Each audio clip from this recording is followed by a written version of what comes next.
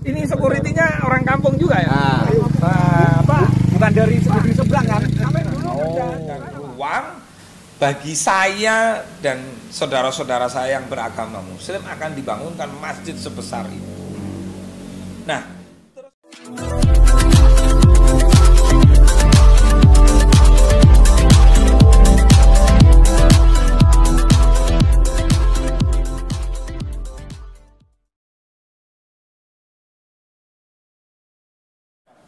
Oke, Assalamualaikum warahmatullahi wabarakatuh. Waalaikumsalam. Kebetulan saya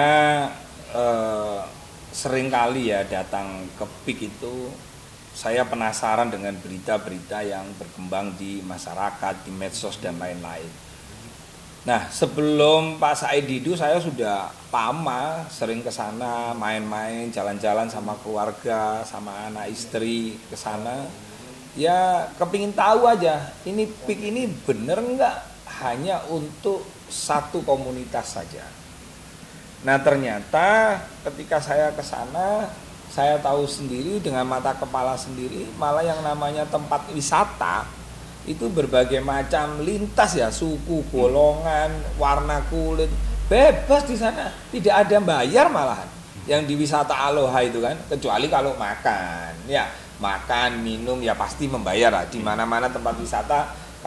Tapi PIK sudah menunjukkan itikat baik untuk bagaimana tempat tersebut bisa dinikmati oleh semua lapisan masyarakat yang ada, termasuk yang nggak punya duit misalnya mau ke sana hanya punya untuk ongkos transport bisa jalan-jalan di tepi pantai, melihat pemandangan, dan Bali aja bisa kalah tuh sama PIK itu.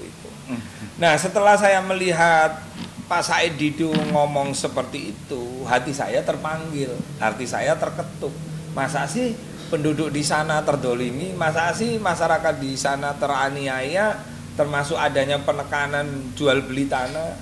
Nah alhamdulillah Allah memudahkan, saya melakukan investigasi di sana, saya keliling PIK dari ujung timur, utara, barat, selatan, mungkin nggak cukup ya karena saking luasnya. Tapi bisa saya ambil kesimpulan yang membuat saya terenyuh, dugaan saya ternyata selama ini salah, ada sebuah masjid yang megah, masih dalam bentuk baliho besar ini. Di sini akan dibangun masjid insya Allah terbesar se-Asia di lahan 2 hektar lebih. Nah, padahal yang punya ini mohon maaf, ini non-muslim. Tapi memberikan fasilitas, memberikan ruang bagi saya dan saudara-saudara saya yang beragama Muslim akan dibangunkan masjid sebesar itu. Nah, terus kemudian jalan itu jalannya juga bagus, fasumnya juga bagus, tumbuh dengan tanaman-tanaman yang indah. Nah ini kan patut disyukuri, terlepas misalnya ada plus minus itu wajar namanya pembangunan. Apalagi ini sudah dituangkan oleh pemerintah sebagai PSN, proyek strategi nasional. Nah selama PIK itu memakai kaidah khairun nas anfa'um linnas, sebaik-baik tadi itu ya, sebaik-baik manusia adalah memberi kebaikan dan manfaat, termasuk yang pemilik tanah misalnya, tanah yang mana di sana harganya biasanya murah terus kemudian dibeli lebih. Nah ini merupakan rezekinya masyarakat yang punya tanah. Nah tetapi PIK saya lihat di sekitar tanah-tanah yang dibeli itu juga dibangun fasum-fasum tempat, misalnya apa sih, tempat bermain. Itu saya lihat ada di Teluk Naga, di Paku Aji ada, sungainya juga jadi bersih. Seperti waktu Pak Said Didu duduk di situ. Nah perkara misalnya ada statement tanah dari harga, misalnya Pak Said Didu ngomong ada 35 juta, terus kemudian dijual oleh PIK 36 juta per meter. Nah sekarang yang dijual misalnya di ujung sini, sedangkan fasumnya mulai jarak 5 kilo 10 kilo menuju sini, ya pantas saja itu haknya yang pembeli ya, pengembang. Nah hanya penjual adalah ketika kamu dibeli halal sama halal, ridho sama ridho, dan tentu surat menyuratnya juga harus tertib semua, gitu loh. Nah Gus Irfan mungkin akan lebih paham, lebih mengerti karena kemarin saya wawancara dengan salah satu pemilik tanah Haji siapa namanya? Haji Zain. Yuris apa? Zain sama Yuris. Itu saya senang tanah saya dibeli, dia dapat uang 3 miliar. Itu tunai kontan. Dan saya melihat, saya nggak bisa sebut data para penjual, saya juga dapat. Pak Said Didu mungkin nggak dapat. Saya dapat. Dan di situ tiap dibeli harus ahli waris. Tidak boleh tangan kedua, tangan ketiga. Jadi ahli warisnya siapa yang punya hak menerima penjualan atau pembelian tanah, dia yang menerima. Kalaupun misalnya ada surat menyurat yang belum diberesi, ya wajar lah. Misalnya pembeli ingin aman, tentu surat menyuratnya harus lengkap, harus detail. Kan begitu? Terus benarkah harga di sana per meter 50.000 ke bawah sampai 35.000, dan apakah benar di sana dengan penuh dengan tekanan?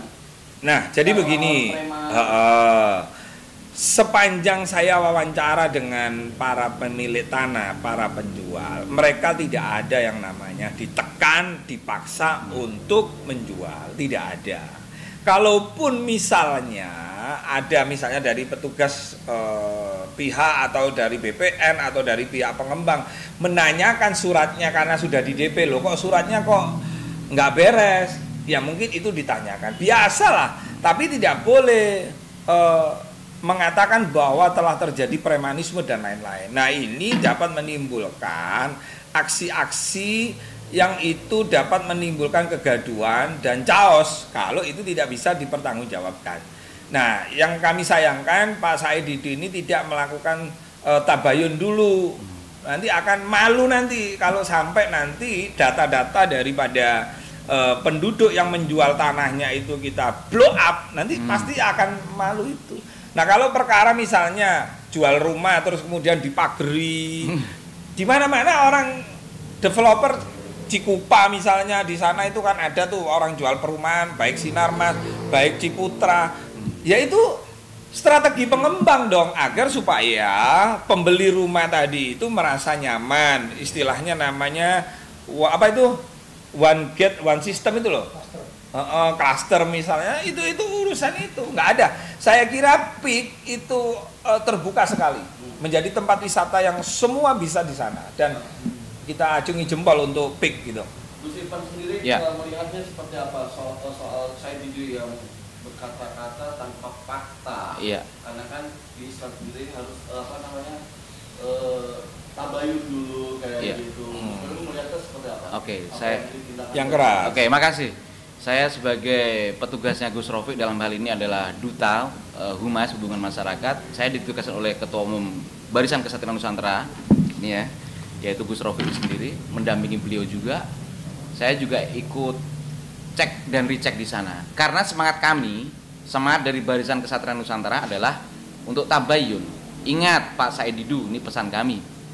Nabi pernah bersabda dalam hadis Bukhari, "Inna minal bayani sihra wa inna minasyi'ri hikmah." Sebagian ucapan, statement yang seolah-olah membuai tanpa cek dan recheck itu bisa menjadi sihir loh. Bisa membuat orang panas, akhirnya menjadi kerusuhan gara-gara omongan seorang tokoh, dalam tanda kutip tokoh, kalau bilang tokoh. Dan sebaliknya pula, pernyataan yang indah, cek dan recheck, tabayun, itu hikmah. Lah, kami pengen memilih jalan hikmah, ya, sesuai dengan hikmah kebijaksanaan dalam permusyawaratan perwakilan. Makanya kami datang ke sana kemarin, saya mendampingi Ketua Umum BKN Gus Rofiq Muklis, cek dan recheck, mulai dari Fasum, Fasos, bahkan masjid yang tadi disampaikan oleh Ketum sendiri, sampai di sana ternyata setelah kami tanya oleh penduduk setempat, adanya isu katanya tanah yang sudah dibeli itu kalaupun jadi sawah itu nanti akan ditutup irigasinya. Oh, ternyata tidak seperti itu. Bahkan pihak pengembang sendiri mengatakan irigasinya dibangun ya. Tanah yang sudah dibeli itu boleh penduduk memakainya selama belum dibangun. Luar biasa loh ini, bisa menggunakan hak tanah itu. Paham apa saya dikasih fasilitas menggunakan tanah itu, luar biasa, kurang apa lagi. Bahkan kami juga melihat, mendampingi Gus Rofiq juga, di sana penduduk yang sudah tanahnya dibeli ada tempat relokasi. dibangun, bahkan didanai untuk membangun, dibebaskan mau bangun sendiri monggo, dibangunkan oleh pihak pengembang monggo. Bahkan kami juga cek di sana juga ternyata pekerjanya, security-nya itu warga pribumi setempat kok. Ini sangat islami ya. Kadang-kadang kita dapati Jepang itu lebih islami daripada orang penduduk Islam sendiri gitu loh. Nah, kita lihat ini warna Islam di sini, islami gitu loh. Bahkan masjidnya terbesar. Ini yang di sana itu luar biasa lah.